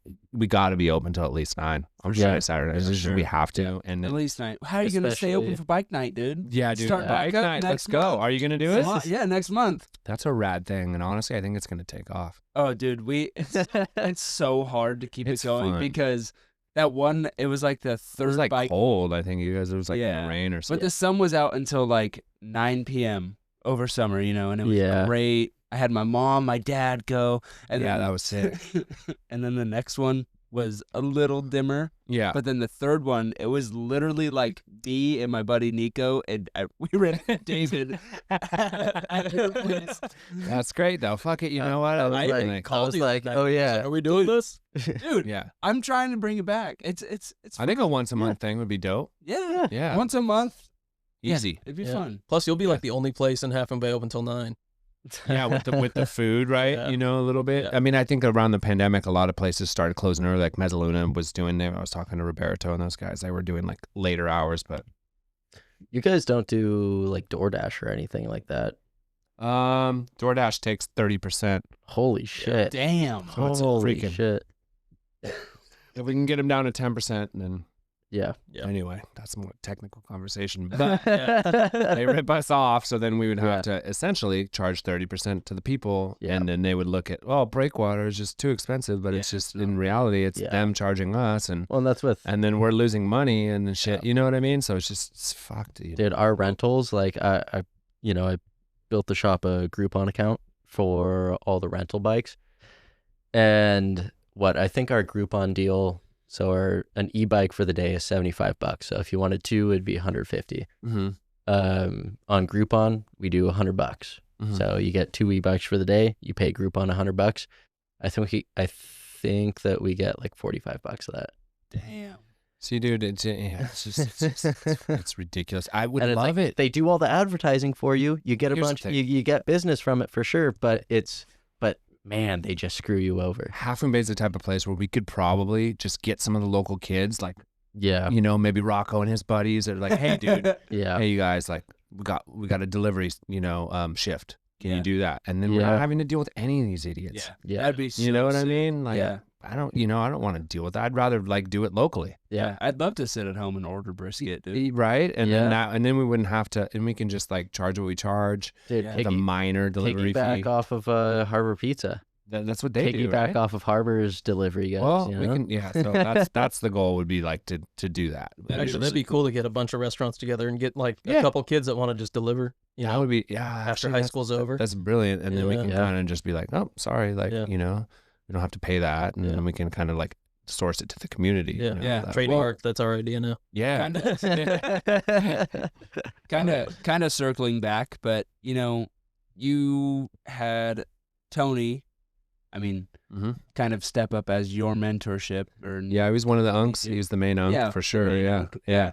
What do you hope to be able to pass on to the next generation? Because you are hiring a lot of local kids, and it's really cool to go in and see Rocco work. Yeah, I fucking love these kids, man. Or to go see Dusty Demas. Yeah, whoever it is. They're doing such a good job. What's something Jasper's the new one. Yeah. How's he doing? Yeah, he's new. He's doing good. Let's he's not start propping him up too hard. Just come on, Jasper.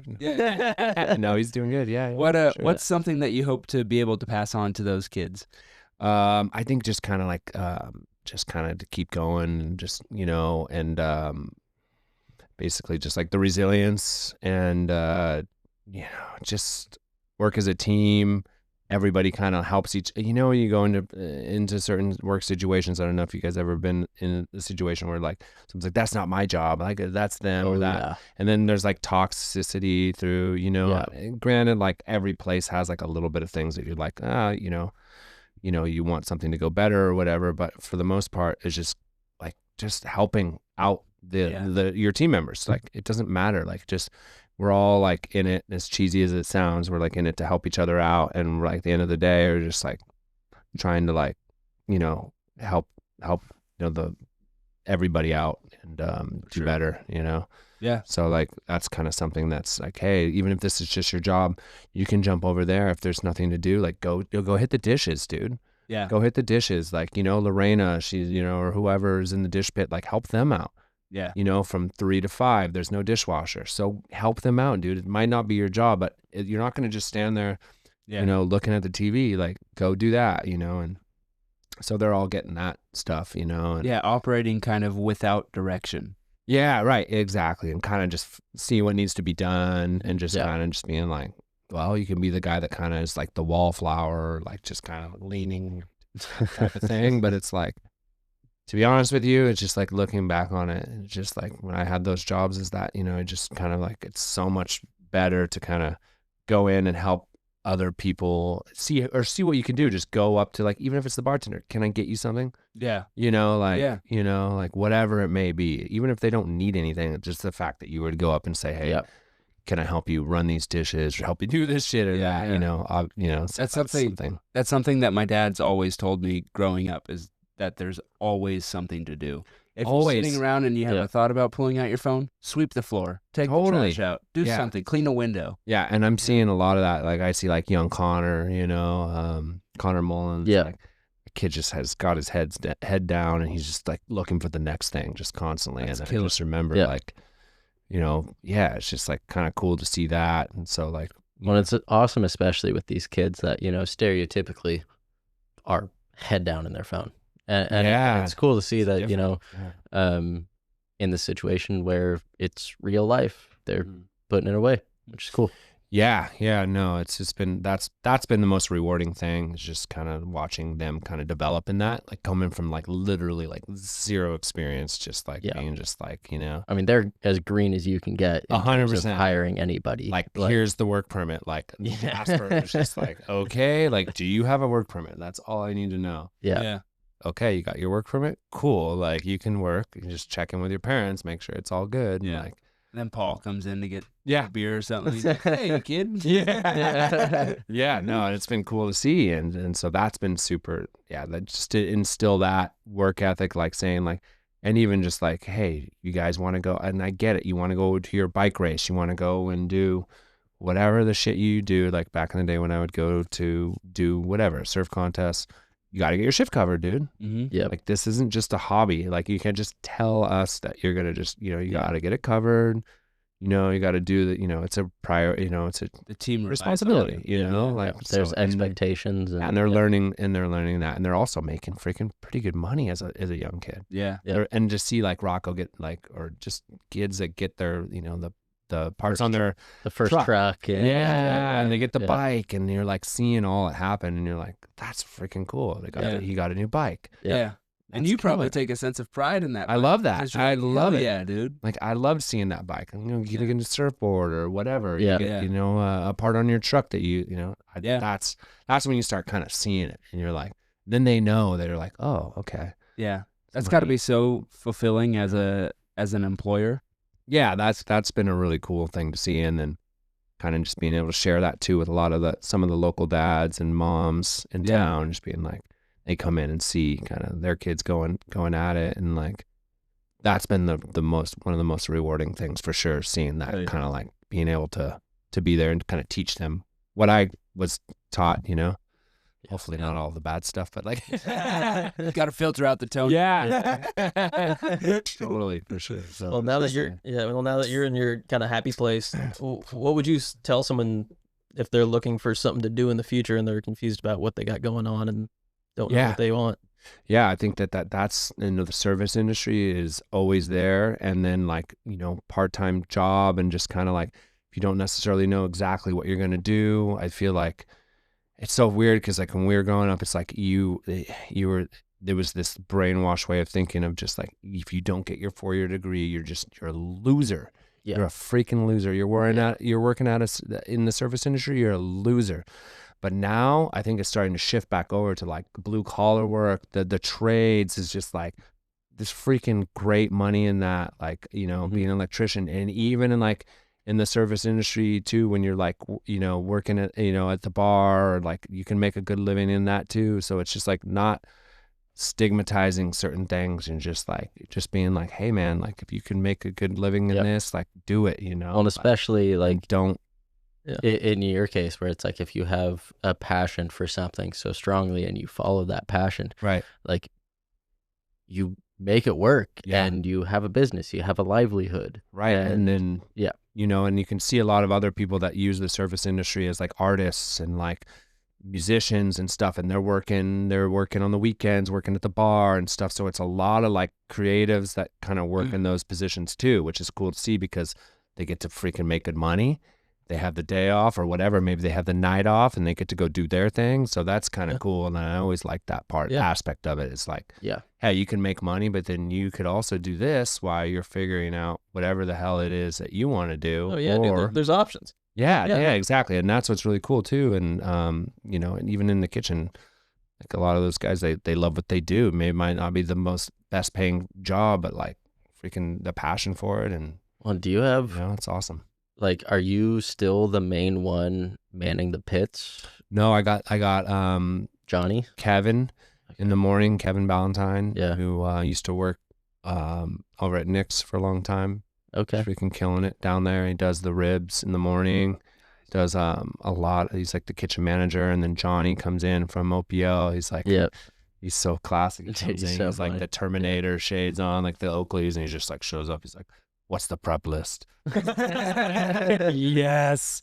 Just like so stoked. So just, yeah, he closes brisket. I taught him how to make sausage. I taught him how to handle the briskets. Oh yeah. And so now he's doing that. He's down there right now. I'm actually going to go after this and make some barbecue rubs for him. Yeah. So you no longer have to really sleep next to your smoker, but you made it through that. Well, that's the thing, man. You never know. And you just like, I just knock on wood because it's just like all of a sudden, you know, a few men down and then you're right back in there. But it's like, you know, you got to like, work is working, and at the end of the day, like there's always going to be shitty times in it, and you're like not going to love a lot of it. But like at the end of the day, like, you know, if you can, you know, just see the love in it and see something that you like, then you got to just kind of work through those shitty times. Now this can kind of be, if you don't want this in, we can cut it out, which is totally fair. But like what you're saying, like tomorrow your business could be gone. Yeah. So what are some ways that, while you're able to generate a profit, what are some ways that you're setting yourself up for the future to be able to save your money? Well, got to get to that profit zone first, right? It's like a gamble, especially in the restaurant industry. It's basically just like, there's a lot of people that come from money and they just start their shit up like as a hobby and they just already have that honeypot. I never had any of that shit. So it's basically just kind of just get it to the point where it can start, you know, generating good income, and then just always have that oh shit fund that you set up for the business, but then also kind of like start setting that up, you know, for yourself as well. Yeah. For retirement. Yeah, and dude, and honestly, I'm the wrong guy to ask about that because I've just been literally just like by the seat of my pants gambling. That's how I like lived it. It's just like didn't do school didn't like really, and didn't. I don't think gambling is the right term to use for you, just because you're so passionate about it. Like, you're not necessarily gambling because you believe in yourself so much and you're so, like I said, passionate about it, that it'd be really hard for you in this type of business to fail because you're so bought in and like you don't see a different option right now. There's no option. Yeah, that's the thing. Yeah. When you know that there's like, this is it, you know, obviously I can, if shit were to go to shit, I would like obviously, you know, be like heartbroken but I have a lot of other things I can do. This isn't the only thing that I could do, but this is what I'd like to do, and this is what I want to do, and this is where I foresee this being like a, you know, a landmark location, not just kind of just like a flash in the pan. Like I could feel like maybe I can hand this down to one of the or two of the employees or whatever. Like we can kind of expand like that, and that can be like one of the places in California for barbecue that you're like, oh yeah, absolutely. You go to Half Moon Bay, you're like, you're gonna get some barbecue by the beach. That's like one of the spots. You know? I think you're already there. Well, like, that's where I want it to be. I want that. I want that place to live on. You know, and like that's like where, you know, like that's our goal. Yeah. Not just for myself, but for like people that work there, and like Sure. and just seeing kind of like the people, and then like how much they love it, and like I want them to be involved with it, and like who knows, man, maybe one day location 2, it's employee owned business, that would be like super cool to me to see something like that, you know. Yeah.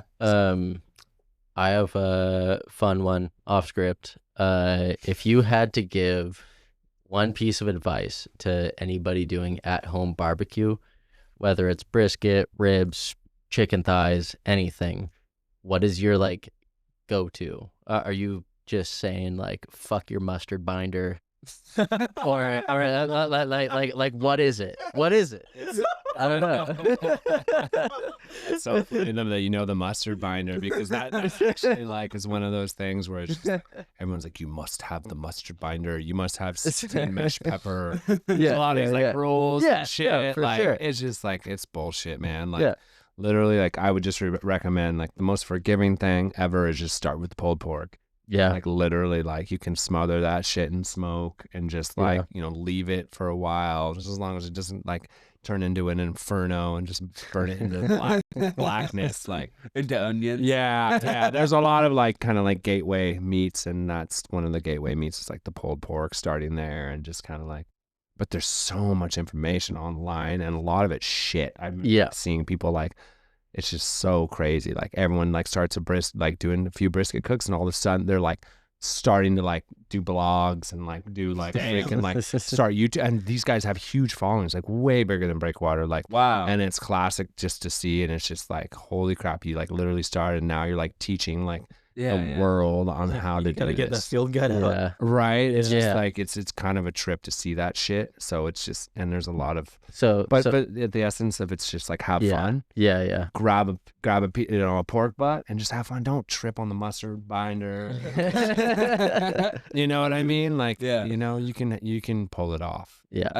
I got another random one for you, because I was listening to an older podcast of ours the other day, and forgot we kind of got it of here, of our own podcast. Like you mean 2 weeks? You know how football players You mean 2 weeks study their old? film, and they're like, I could have been better here. Yeah. That's like how I'm watching old the pods between shit pods. No, all but the views are just us. and your mom and shit. Look, we got 35 views. Look, dude, we have Wyatt on. Is that you? It's so funny. It's awesome. No, but a fun question that we used to ask, like we asked Morgan, but we haven't asked anybody else really. Huh. Okay, Wyatt, you need to picture this in your head. Okay, I'm gonna try to picture it. All right, you're going on a 6-hour road trip. 6-hour road Okay, you're starting your trip from Half Moon Bay, obviously. Mm-hmm. You got to get gas and fuel up beforehand. More for less. Yeah, exactly. Okay. Yeah, right across the street. Yeah. So, what are you getting as a snack for your road trip? You you know what? Nonstop all the way. With just one snack? Yeah. Oh, Or just no, a you can starter get- snack? no, just or your there's like gas multiple station. snacks? What's your multiple snacks. gas station gathering like? Yeah. You know what it is? This is underground one. Not a lot of them have this.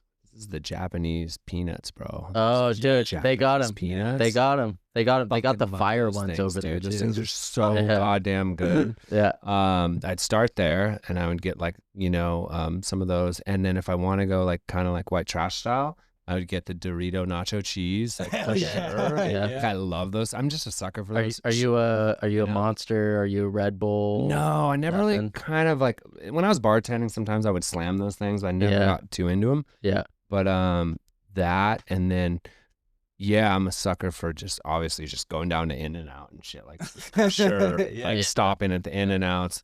Sometimes you can go to, you know, Carl's Jr. Good, nice milkshake. Yeah. What's your fast food order? My fast food What's your order? fast food order? I always do, and I'm just like a complete freaking glutton, and I just like own it. But I always do a number one From In-N-Out? from In-N-Out, but with a double on the side, and I crush all of it, and a chocolate shake. God.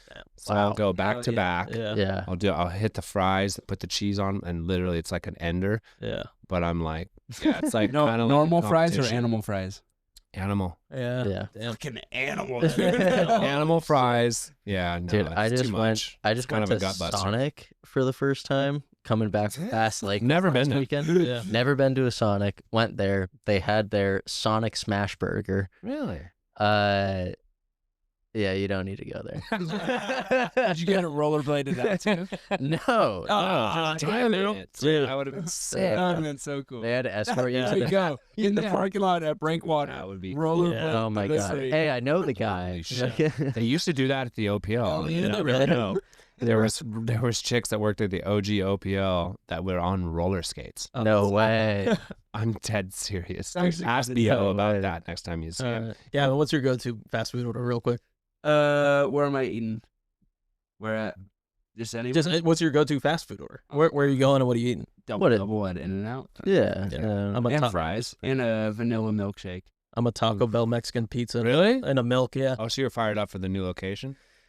Yeah, that's right. Is there a new location? Yeah, Where dude. Dunkin' Donuts was. Oh, in I don't town. Wait, they're doing Taco Bell there? Yeah, had a line. Really? We already lost a Taco You Bell. heard it here second. I heard it here first Yeah. from Cruiser Lifestyles. That's Oh, right. Shout out Scotty. Yeah. He broke the news. Yeah, I guess it was. Taco Bell already failed here. Yeah, but yeah, because But they, When did they come? they were over in a little shop Next- where Maverick Surf or No, the coffee creperie. company or whatever it is. Oh, really? Were Yeah. they over there? yeah, Taco Yeah. Bell was there for a second. But that's It's such like a, I don't really remember that. Like probably 2015. they are literally going that's to why I wasn't at a living gas station. Okay. yeah, In town. yeah, but Mhm. a gas station Oh, gosh. Taco Bell. Yeah, that's oh perfect. my God. With the That's like connector, so you can go into a It's like a match made in heaven. Right? you can go into Alliance to pay for your gas and get an energy Ooh, drink or something. yeah. And Yeah. all you smell They're is soft. An energy taco. drink, Oh. Baja Blast. No, Come dude. on. Taco Bell, I'm getting milk. What about the cantina? 100%. Pacifica. I've still 100%. You've never been to the cantina? since it's been a cantina. I've Nope. never been either. Double shot Baja Blast. Morgan says it's gnarly. Yeah. He's like, I got Between shifts, you can guys like Yeah. live on the cantina. That would be Sponsored That's by. sick. Yeah. Oh yeah. yeah. Oh yeah. All right, Yeah. cool. Well, hey, on that note, you want to tell the people where to find you? Address, socials? Yeah. Here we are. We're at Breakwater Barbecue at Breakwater Barbecue. BARBECUE, not with a Q. And then just right on the highway underneath that Monster Chef sign, right? Yeah. Just right in the harbor entrance, right there in Pillar Point. What's the address? Can't miss it. Oh gosh, 10151 North Cabrillo Highway. Okay, that's super easy to El remember. Granada, yeah. Right where all the bike nights are going to start meeting. Yeah, absolutely. Yeah. I need to get a bike rack. Dude, I need a bike rack, to be Yeah. honest with you. I think Yeah. that's like one of the next things for sure. Go to Yeah. the pump track. Yeah.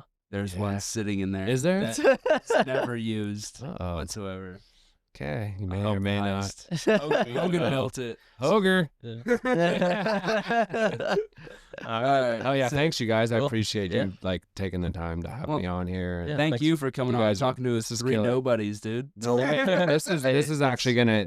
This is cool. Yeah. This is awesome. Thank you. Cool. Thank you. Well, thanks for coming on. Right on. Yeah. That was Wyatt Fields Yeah. on the Between Shifts podcast, Breakwater Barbecue. Yeah. This is David. I'm Gavin. This is Ian over here. This is going to be our quick little episode recap. Recap. I really enjoyed hearing about Wyatt's life with the DIY skate projects around El Granada. I think that was Well, really just cool the- just to hear the history behind where I've grown up. Well, and I think just being a part of the like 90s surf skate culture on the coast side, it's something that I think is pretty common across the board in terms of like small coastal communities, but definitely cool to hear the, coast side part of that. Yeah, and he had to have been growing up around our future guest, John Cardiel, but he had to have been able to experience how special. Cardiel? Yeah, we plan. Yeah, Did you talk to him? I talked to him. Yeah, no shit. he said He's so chill. He'll do See, that's so the thing. cool. Like he'll fucking come on here. He's a Yeah. freaking absolute goddamn legend. Such a cool Yeah. guy. But that's what Yeah. makes him so He's special so is cool. the fact that he's so down to earth. Yeah. When he was fucking Thrasher Skater of the Year. Yeah. It's like, Yeah. what? Yeah. No, that's so. Yeah, I got his 100% number from do that. Byron, and I was like, hey, John, he knows who I am because we went on a mountain bike trip. Yeah. And He knows loves my those dad. trips too. Yeah, he's trying to make it this year. Anyways, Sick. I had messaged him, and I'm like, I'm not trying to get you to plan a trip outside of when you're coming to town, whatever. Just next time you're in town, if you could just hit me up, we'd love to get 45 minutes to an hour of your time. Come on the podcast and just tell your story. He's like, oh, Sick. fuck yeah. That's Yeah, and that's like he was like Yeah. wanted to. He like loves DJing, and that was like Yeah. one of the things. Is like, I want to fucking DJ, and I'm like, dude, and I just didn't even want to bother him because I've just like this legend coming to DJ, and you're just like, no, dude, like I want to DJ. I'm like, fuck, are you kidding me, dude? That'd be so Damn. sick. He's so sick. Yeah. Yeah. No, he's In just front of his boards. genuine, just a genuine dude, man. Like, Yeah. that's so fucking cool. Anyway, don't let me fucking screw up the recap. No, you're I'm good. Yeah, you're good. No, you're all good.